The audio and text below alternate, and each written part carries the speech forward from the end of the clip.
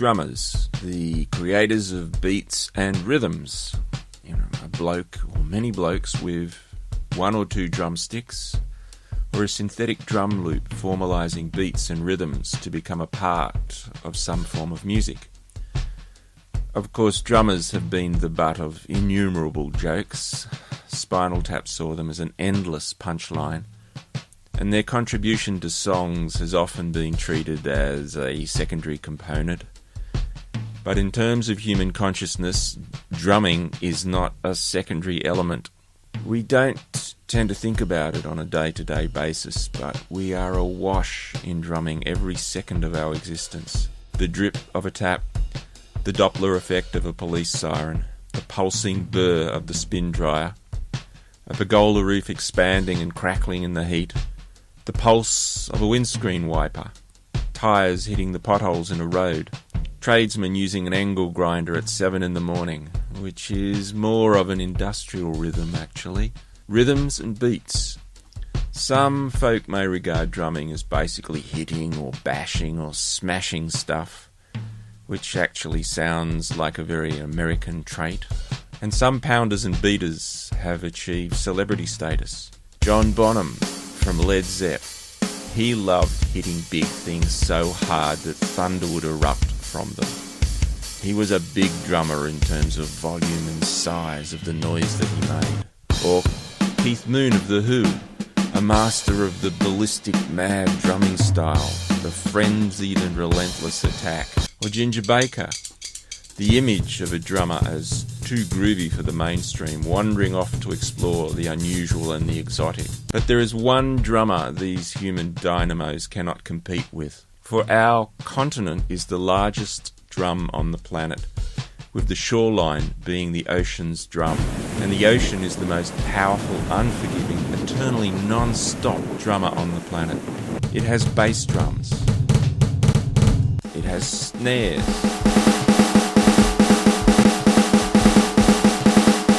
It has cymbals.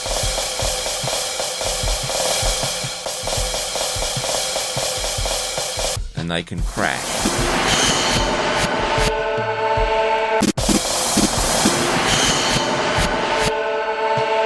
And you can witness the consequences of a drummer having one too many lagers. What we are interested in, though, is a region where the rocks offer you something special. But before that, a digression for a moment. You know how that endless array of fishing shows that are foisted upon you, where they tell you the ultimate fishing experience is paying a fortune to get you somewhere to be on a massive high-tech mothership called the Enterprise, which takes you to some island or reef in the middle of nowhere to pursue the task of having your arms stretched and a relentless chiropractic manipulation performed by a giant trevally. And these blokes repeat over and over ad nauseum that this is the pinnacle of fishing and everything else pales before it and is inferior beneath this. What they are doing is the most exciting thing possible, the summit of the whole fishing experience. It is more exciting than what you are doing. Well, yeah, nah. Adrenaline and excitement is simply adrenaline and excitement. And whether it be GTs and Barra at never-to-be-travelled-to exotic destinations, or catching garfish or some other species in your local estuary, the excitement is exactly the same. The basic qualities of the different experiences are the same, only the where and the what differ. Don't ever be a mug and pine for the unachievable when it is always somewhere nearby to where you live. Fun is fun, joy is joy, and hooking that whiting gives you as big an adrenaline hit. It's just as exciting, so don't believe the hype. You don't need vast amounts of money and have to sell off one of your children to be challenged, engrossed and fulfilled in the world of fishing. Look, watch this. I'm going to chase drummer, where I am the extravagantly paid guide, and I will be fulfilled, challenged and magnificently catching fish without the over-egged PR floganza. Well, at least I hope I will be catching fish. Because catching drummer can, well, It can be drumming as a somewhat makeshift and unpredictably imperfect art. I might have to drop my rates as a guide to myself if it all comes up donuts. Unlike other fish that appear endlessly in fishing videos like GTs, barramundi, marlin, almost embodying adventure, fame and celebrity, drummer reside in wretched seclusion, away from the rapturous bloke yodeling of tropical fishing presenters. They are genuinely the dark warriors of the southern rocks. And I need to catch a bonham or a moon, not one of those little electro-tech drummers. This is a great looking spot. Thanatos rules. If ever the fulfillment of a death wish were to take place, this is definitely the spot. A truly exciting sight that, if you want to grasp and immerse yourself in the concept of human frailty, stand on the rocks when the full might of the ocean is pounding it. If you don't feel fear, then you are a fool, and the only thing you will ever truly know is your own demise. You can also find some very pretty sights. You can choose one like this. The problem is, it didn't seem to have any fish. And I always ask myself, how do I find a drummer spot? Well, if it has conjavoy and sea lettuce growing on the rocks and crabs scuttling around, then I'm pretty sure it's going to be a drummer spot. No, this ain't an option. So here's a good choice. An accessible site which suits my level of fear and loathing. For you can stand on ledges and confront that deep primordial fear of the capricious wrath of the ocean, if you like. But fear should not overwhelm you in this caper. You should always keep your eye out for Neptune's curse, as he can fling something unexpected at you at any time.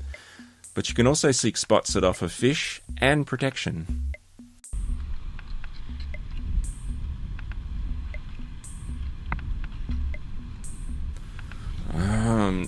Yes, and some rod holders would be nice. A quality spot always has decent rod holders. And the peak time for the drummer bite is a run-in tide at dawn or just after. So, stunning natural beauty with the surreal magnificence of the sun rising up out of the ocean as a fishing boat ploughs directly into it.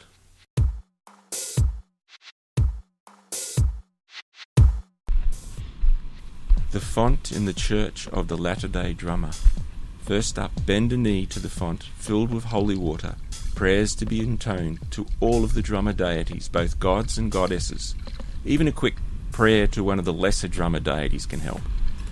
There are days when even prayer and weeping won't help you get a drummer out onto the rocks.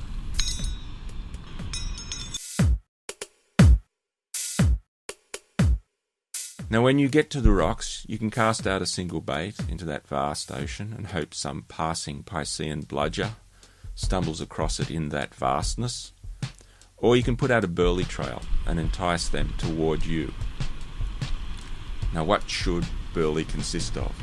Well, my favourite is, and this is the must-have best burley, and it's a secret, surefire success concoction. And it consists of almond croissants, a quality pate, King Island brie, and top shelf canapes.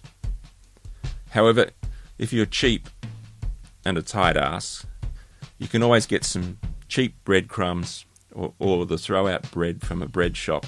Add a little bit of bran and some wet sand to help it to sink. Chop up some weed or congee off the rocks, and maybe add some leftover prawn bits from a big night out, and that will equally work as a burley.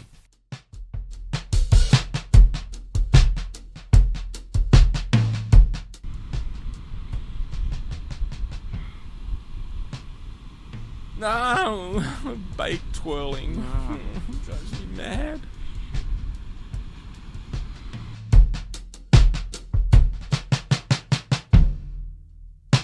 So baiting a hook. I don't know what the correct way is. and the proper fishing folk would say the bait is too big for the small mouth of a drummer. But it catches fish. Even the little ones hook themselves. And if I use a small bait, I get small fish endlessly. And if I use a big bait, I get the big drummer. Well, that used to be the case when I fished Point Upright. This area seems to be a baby drummer creche. How do you think I will go as a fishing industry hand model?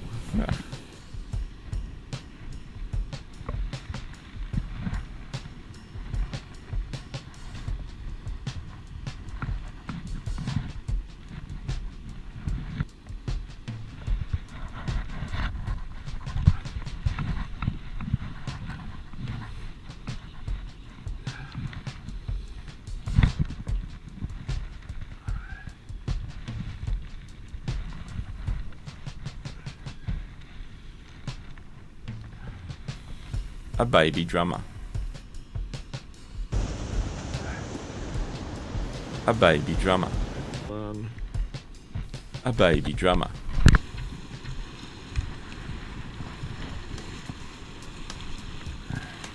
You know what it is. Baby. So a baby drummer plague descends. And dinner in this situation appears unlikely. Just sputtering outrage. What is the one species which are as prolific here as they are around federal or state parliaments? Toadies. They'll devour anything and everything, and they are slimy and inflatable. I have absolutely no idea what the hell this is. It falls under the generic category of fish.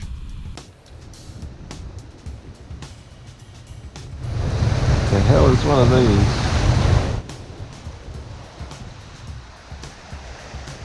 A spiked foot massager, commonly called a leather jacket, which is odd as it feels like sandpaper, not leather. But it would be excellent for treating that troublesome foot bunion problem.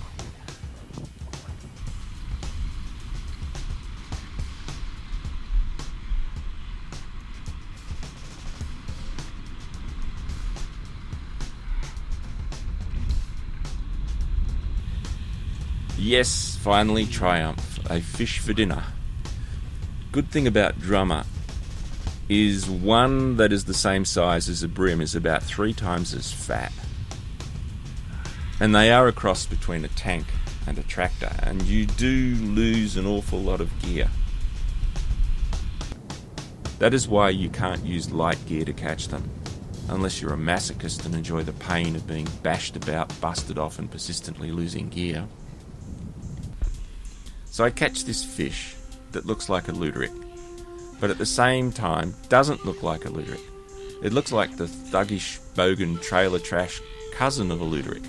So I look it up on the idiot net.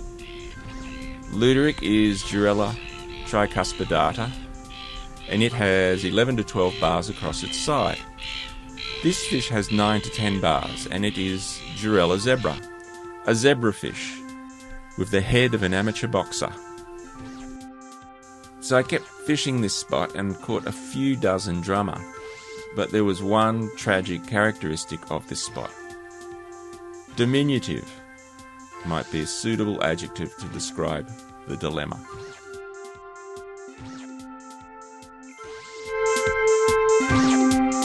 Personally, I find drummer to be one of the best eating fish in the southern part of Australia. If the fish has been living on a diet of crabs, when you fillet it, it can give off a mouth-watering and delicious aroma that smells just like crab meat. How can fish flesh that tastes of crab not be a delicacy?